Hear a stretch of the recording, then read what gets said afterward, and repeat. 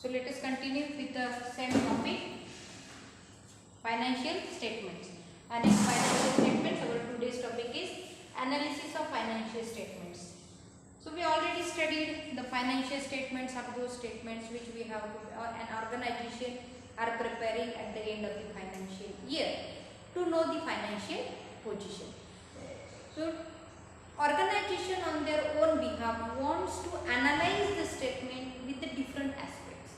They are interested, or organization is interested to know the information in different points of view. So this method to get the information in each and every aspect or in the different point of view, this is known as the analysis of financial statements. So what are the methods of analysis of financial statement? So first is comparative financial statements, common size financial statements, fund flow analysis, and the ratio analysis. So first let us study the comparative financial statements.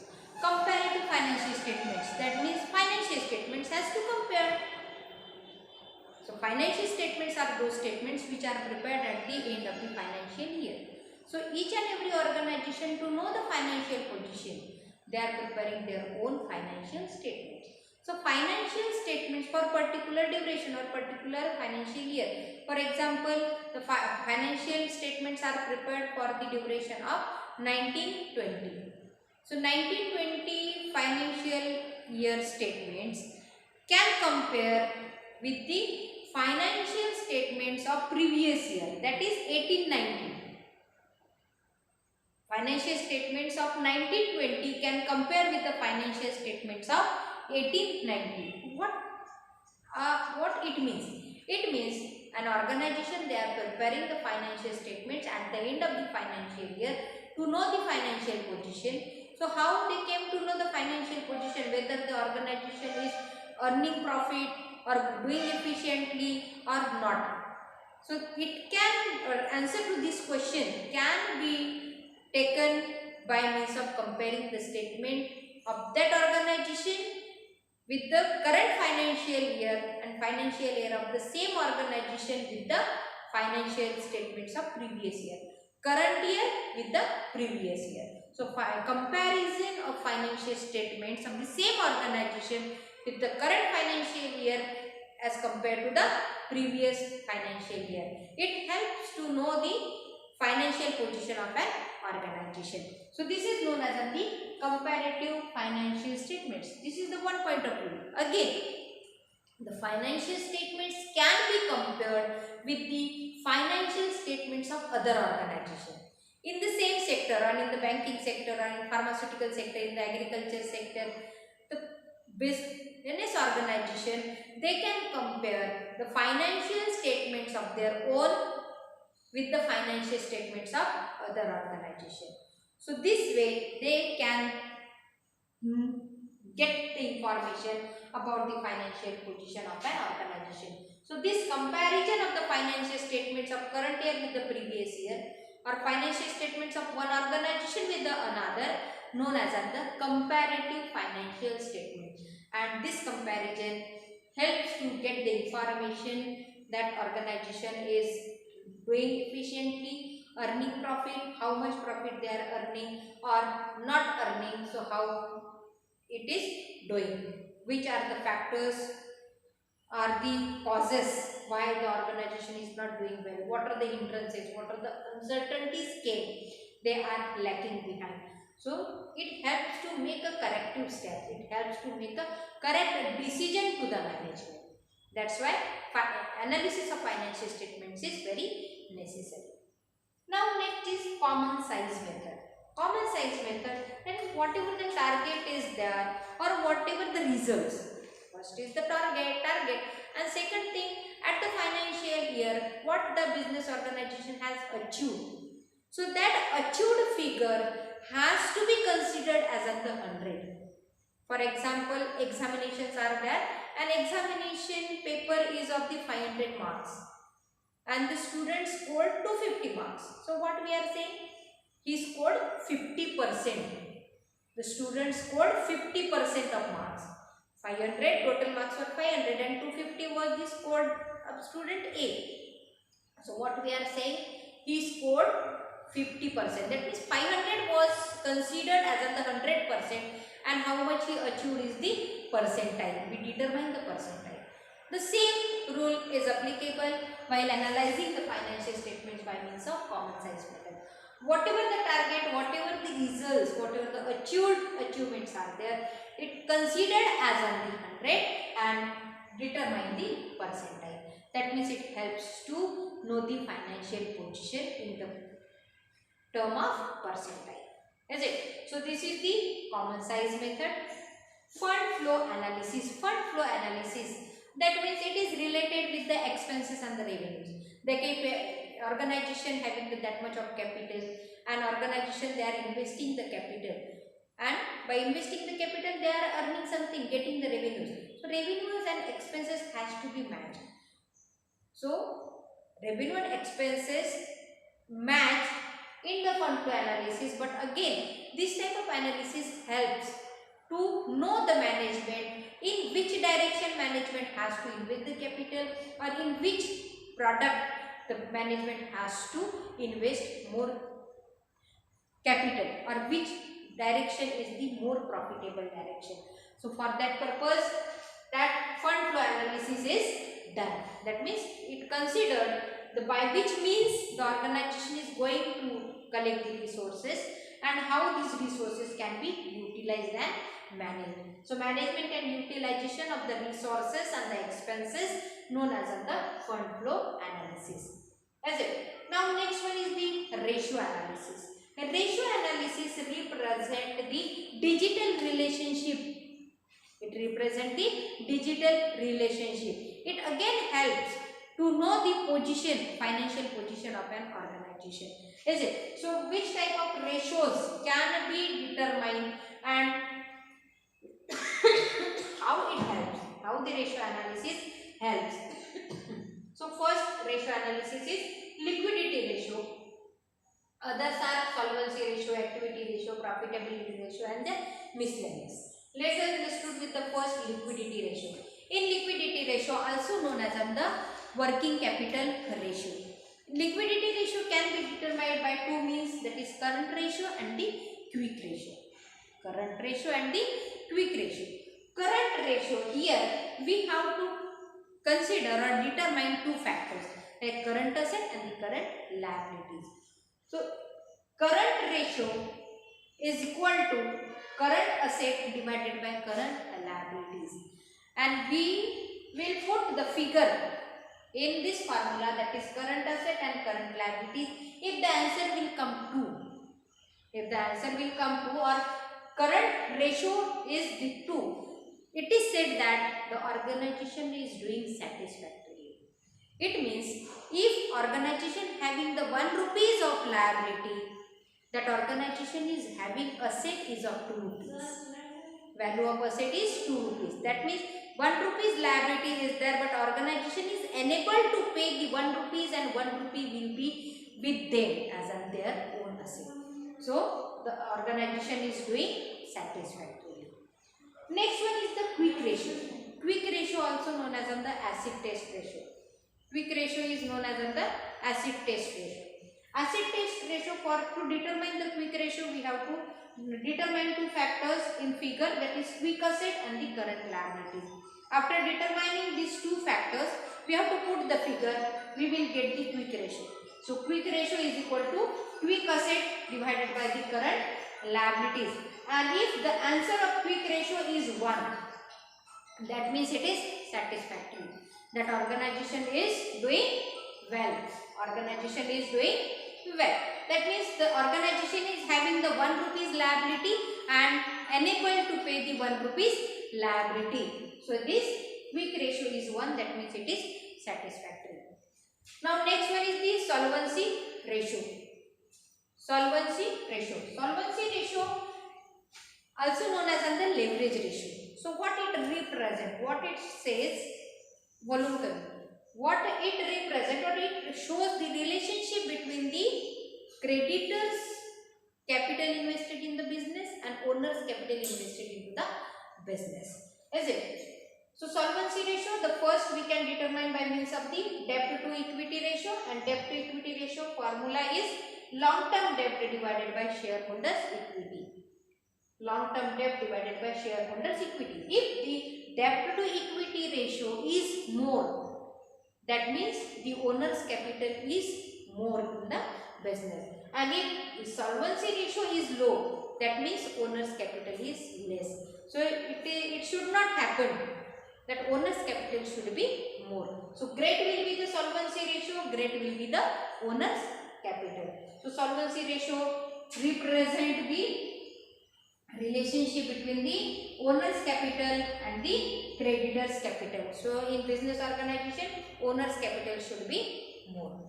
Now next one is the debt to total capital.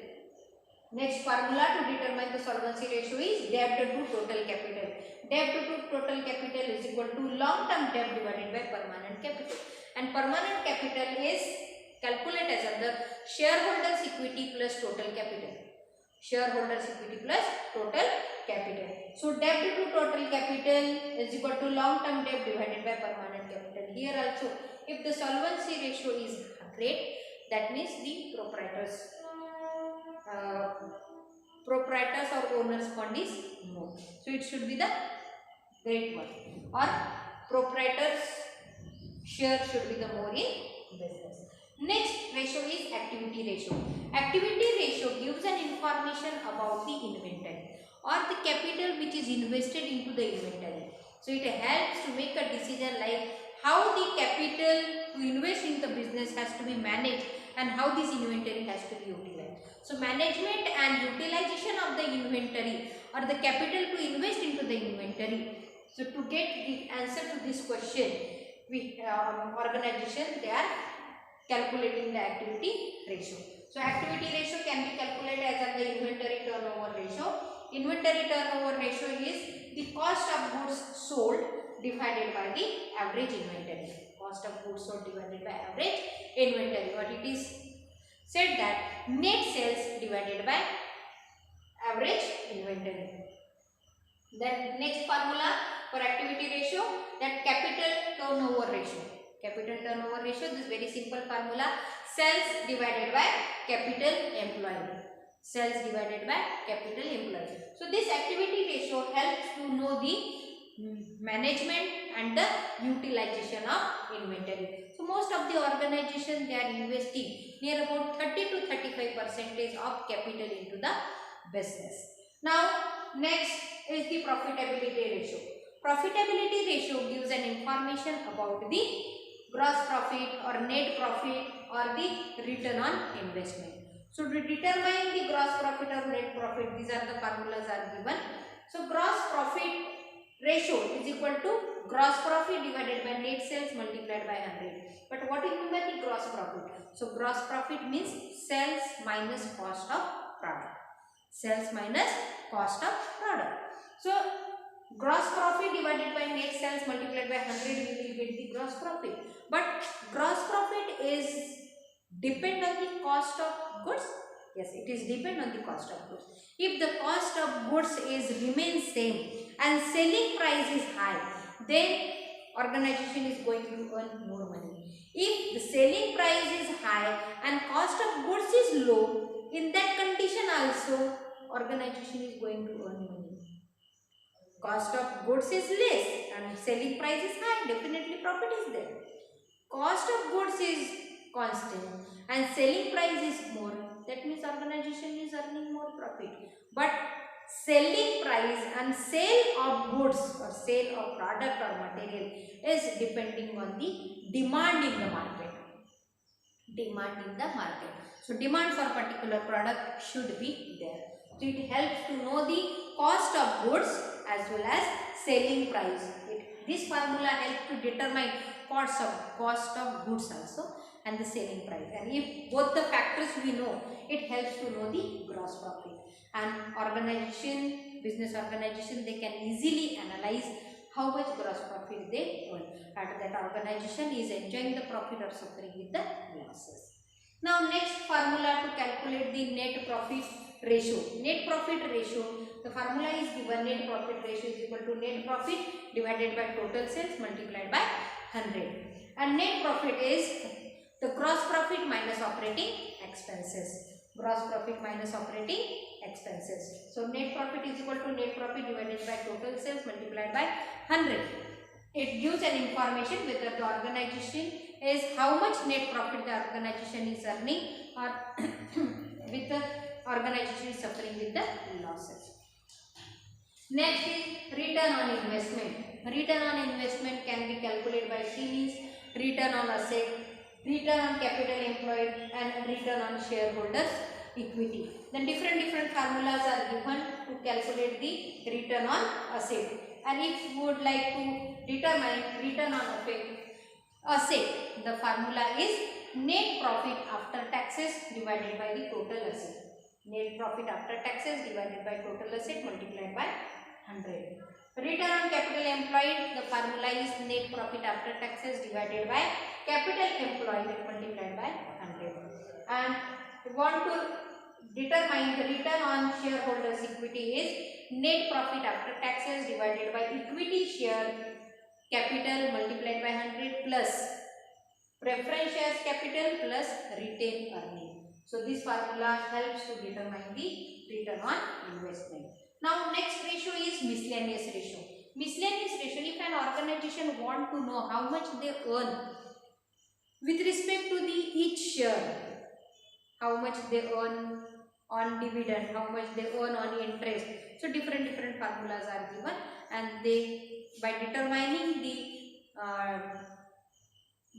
yield per share, yield on interest, yield on dividend, yield per share, they can put the values in given formula and they can determine the financial statements. Is it? So this is up to the ratio analysis.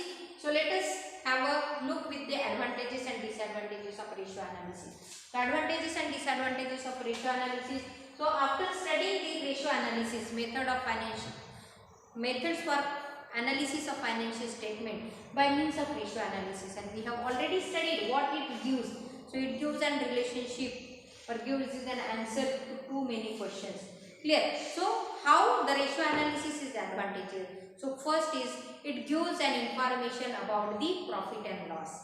We can compare the profit and loss. Is it? So this is the first advantage. Again, it helps to determine the future prospect. Ratio analysis helps to determine the future prospect. Again, ratio analysis helps to know the financial position of one organization with the financial position of other organization. Financial position of one organization with the financial position of other organization. Again, it helps to judge the future planning or future prospects. Which type of action or prompt action or corrective action can be taken by the management. Now next topic is disadvantages of ratio analysis. So we have already studied in limitations of financial statements. The same thing again, repetition is there, that disadvantages of financial statements are disadvantages of ratio analysis are, the first thing is we can't say the financial statements reflect the actual figures, actual financial position.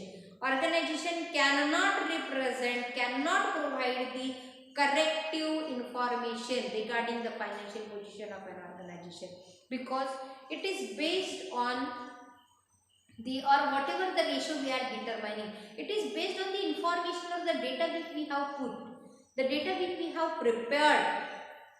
Is it? But that data we cannot provide the corrective data till the business get liquidated. So the ratio analysis cannot give the correct financial position. Second disadvantage is when we are comparing the prices or financial statements of one year with the current year with the previous year, or financial statements of one organization with another. So how it can be possible? If we are comparing the financial statements of current year with the previous year, there are changes comes in the values, changes comes in the fixed asset, value of fixed asset, value of machineries, value of raw material or which we have purchased this year as compared to the last year. So it may change in the cost. So ratio analysis also cannot represent the actual financial position because of the varying cost. This is the second disadvantage. Third disadvantage is when we are comparing the financial statements of one organization with the another. How can we compare? Because the method of preparing the financial statements may vary organization to organization, and the range of products or profile of products is not same. How it can be same? The one particular organization having the 10 products in their basket, another organization having the 8 products in the basket, and the formula and the composition and many things may vary. So how can we compare the success of our financial statements of one organization with the another? So this is also the disadvantages. And again, disadvantages, determining the ratio analysis is just only doing the postmortem. Is it?